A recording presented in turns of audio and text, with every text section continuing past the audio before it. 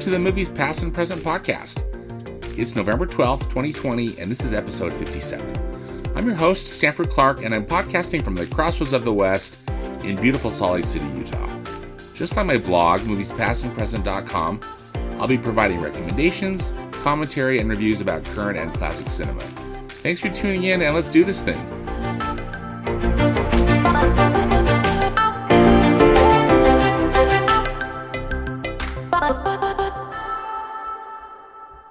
New in theaters this week, well, frankly, is not much.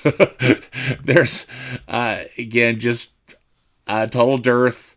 Little independent movies are sneaking in here and there, but really nothing of note that I want to talk about. I think your best bet, if you're wanting to go see a movie in the theater, is to just look for some of those comeback classics that movie chains are showing. Of note is the great film from Pixar Animation Studios. In fact, that's their very first animated feature, Toy Story from 1995. If you can believe it, Toy Story is celebrating its 25th anniversary this very month. And what a great movie that is. You know, you look at the way that the animation has progressed for Pixar and really for the whole animation industry. And, you know, in a way, Toy Story can look a bit, you know, definitely there's not the depth and the texture, etc. But that movie has got such a good script. It's so funny. It's got just those incredible voice performances by Tom Hanks and Tim Allen and everybody involved. It's just one of my favorites. So that's the one that I'm probably most interested in seeing on the big screen is Toy Story, which is celebrating its 25th anniversary.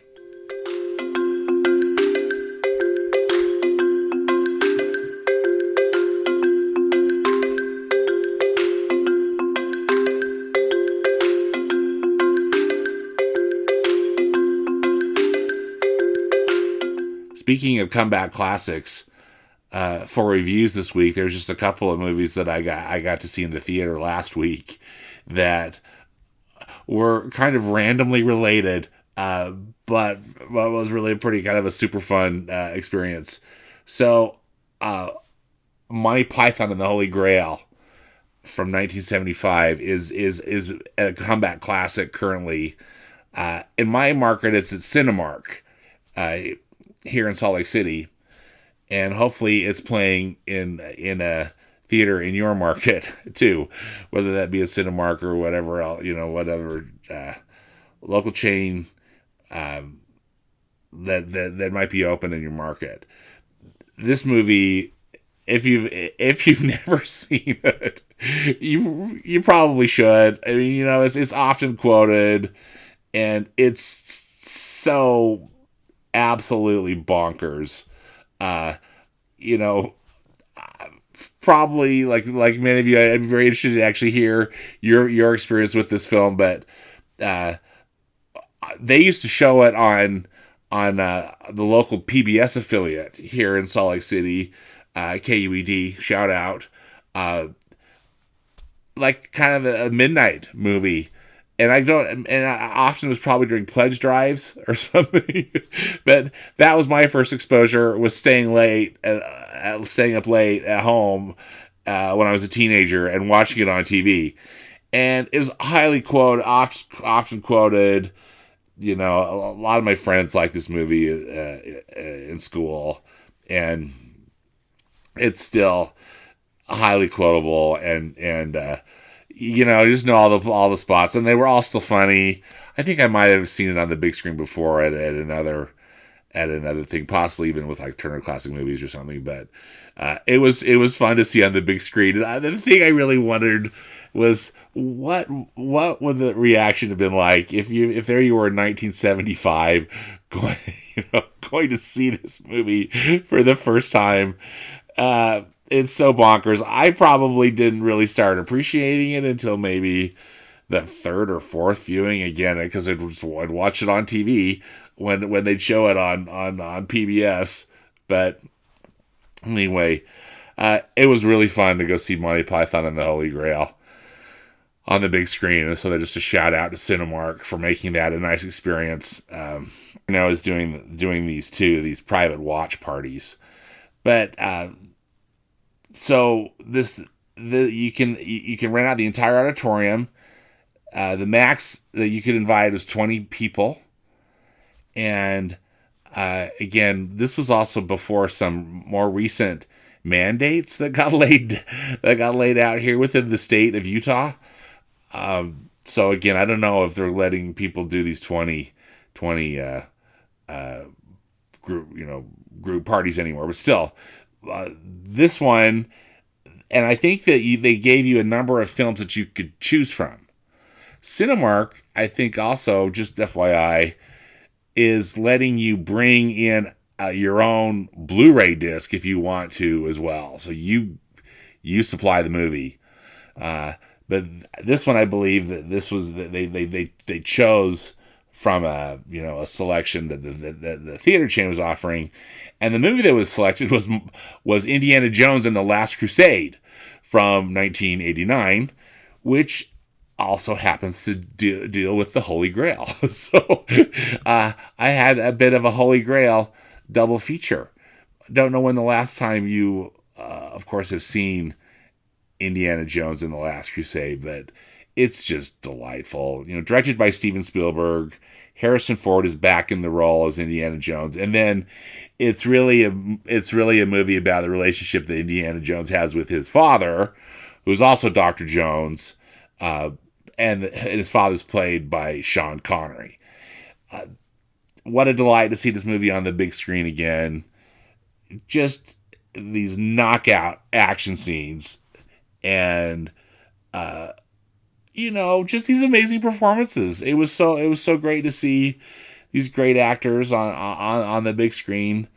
And again, this film is a very different take on the Holy Grail than you get with Monty Python, but still, my Holy Grail double feature, and two really great movies that I think are just widely available as well, even if you're not able to catch them as part of one of these comeback classics.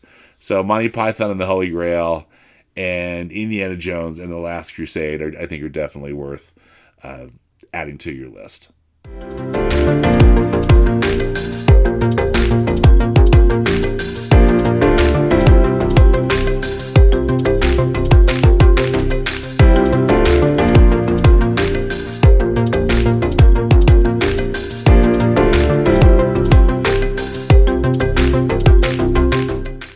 I'd like to continue my series now that I'm calling 3 by, which are three films that I'd like to discuss by certain directors as a bit of a mini retrospective, if you will, of these directors' works.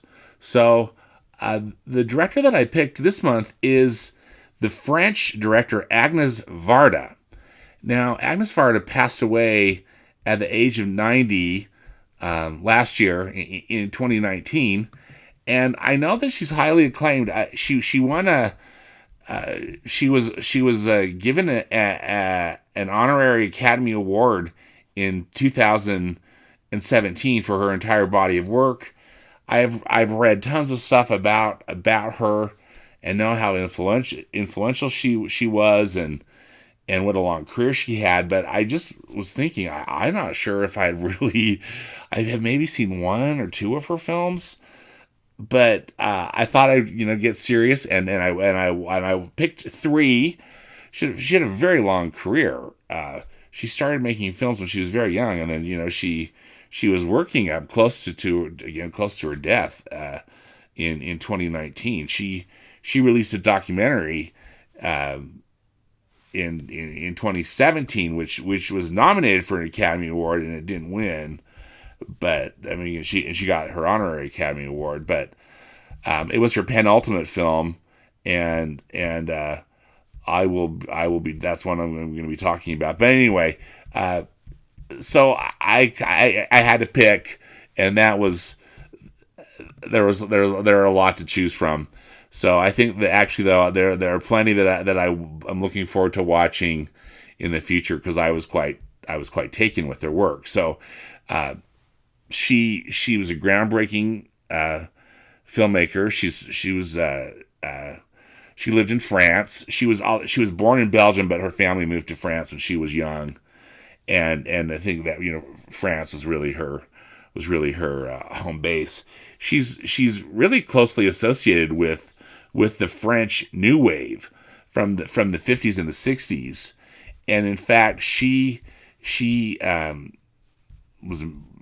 married one of the directors, the very prominent in that group, Jacques Demy, and they were married from 1962 until he passed away in 1990. And she started making films that were, that had a narrative, that had a story. And then she also got into making documentaries, and some of her work too really almost blurred the line between fiction and nonfiction, or documentary versus a dramatic film. And those films that I watched, really, I was, in all three of them, I was very taken with the cinematography, with how she framed every shot. There was so much beauty and so much skill. I thought I was just really, really impressed. So the first film I watched, again, I just was trying to pick three films from her body of work. I picked them from three different decades. This film was made in 1962, and it's called CLEO from 5 to 7. And it follows this. It's all set in Paris.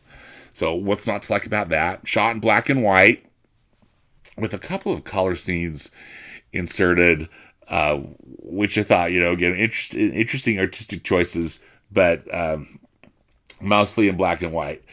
But it's done in almost real time. I don't think sure if the film was a full 2 hours, but it's close. And it's about a woman named Cleo. Shocking. She is a young singer, very attractive, very, very involved with lots going on in her life in the city and whatnot. And she's just had a biopsy and is really scared about what could possibly be going on with her body. And so this film just is a chronicle of these 2 hours that is showing her fear, showing her life. It's a very unique combination of kind of that cinema verite, just this real life thing, almost in a way feeling like a documentary, and then a melodrama and a romance, and just again beautifully shot in Paris. Some of the scenes I just found breathtaking, and good acting, and for me a really, really interesting film, and a way to start my little viewing project for Agnès Varda. The next film I picked, and this one was kind of tough because this one I picked was made in 1988. It's called Jane par Agnès V. I'll get into the title in a sec.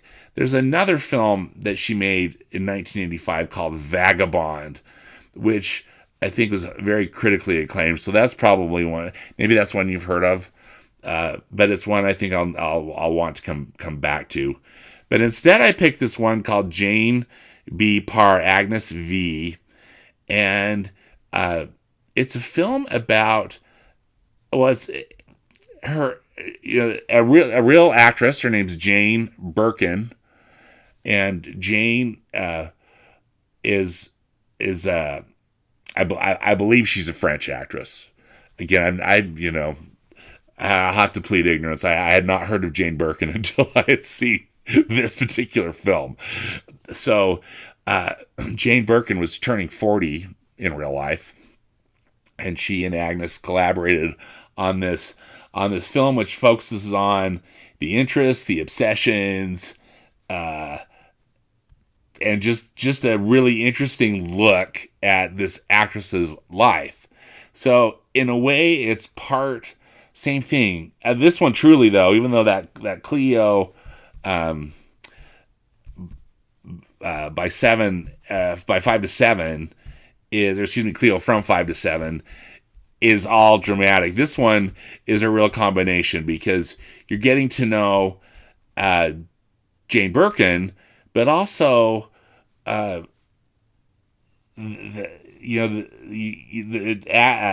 Varda contrasts her private life with creating these interesting vignettes. And so Jane Birkin plays this classical muse, a Spanish dancer. Part of it, she's playing Joan of Arc.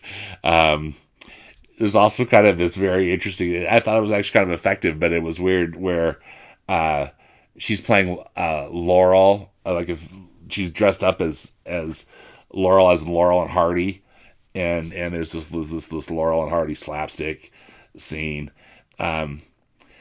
It's this interesting dual portrait of this actress, and again, beautifully shot. And again, I just think a really interesting art film. So then the last film I picked was this one that she was nominated for an Academy Award for Best Documentary in 2017, called Faces, Places. And this was probably my favorite of the three, although I thought, again, CLEO from 5 to 7 was excellent. But Faces, Places is this documentary that she co-directed with this street artist and photographer in France named JR. So just the initials JR. They crisscross rural France, and this documentary shows that, and what JR does is, and this is the first time I've heard of this artist too, but I guess he's been around for a while, although he's pretty young. Agnès Varda was in her 80s when she, was doing this documentary, and he's probably in his early 30s. But he takes pictures and prints them out with using this kind of plotter thing, so on these giant rolls of paper. And we're talking really big, like, 10 feet. Some of them look like they could be 10 feet wide and 20 feet, 20, 30 feet long or bigger. Some are smaller, but anyways, you kind of get the picture that and they're typically printed in black and white, and then he'll adhere them, like almost like, they using glue, like you use to attach a billboard to a wall. He'll attach these black and white pictures to walls of buildings. Some of the buildings are abandoned, some of them weren't. And I think, again, I think he's getting approval. I don't think he's necessarily, defacing them without approval. But again, I wouldn't necessarily quote me on that. But again, it didn't seem like it was necessarily covert or underground. It was all very out in the open. And then creating these really interesting art installations. But what's most interesting, I thought, about it, though, was that, sure, they're creating these larger-than-life portraits of these people, but then they're actually spending time getting to know these people and capturing that for this documentary. So they're going, again, through the French countryside, and these people really vary in the type of professions that they have. Some were farmers, miners, dock workers, again, but so it's really, again, fascinating forming this collage, basically, of France. And you get to see both JR and Agnès Varda at work. So both of them, these very avant-garde artists, and very different ages, but it was really actually quite an exhilarating and inspiring piece of art. I just felt like I was watching cinematic art. So Faces Places is definitely highly recommended. So I watched both CLEO from 5 to 7 and Jane B. Part AGNÈS V on the Criterion Channel streaming service, of which I'm a subscriber. And also, though, Criterion has just come out with this brand new Agnès Varda retrospective. And I mean, it's expensive. It's, $200, but it's every film that she's made. And they've got it included. It includes like a 200-page book, and then all these films that are on 15 Blu-ray discs. So I'll have a link to this collection in the podcast notes on my blog. But if you really want to explore Agnès Varda, that would be a good way to do it. Again, there were a lot of films though of hers on the Criterion Channel. Faces Places I had to rent, which I rented on Apple iTunes, and again that was easy to find. So it was a great and a highly educational dip into the films of Agnès Varda, and I can't wait to watch more.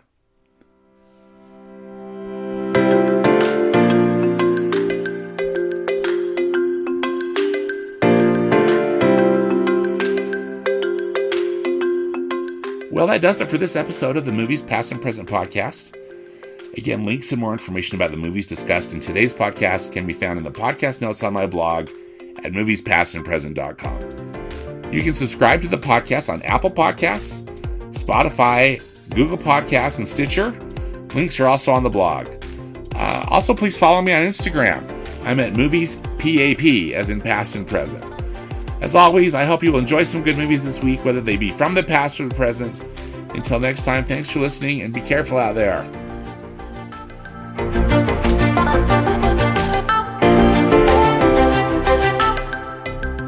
Bye.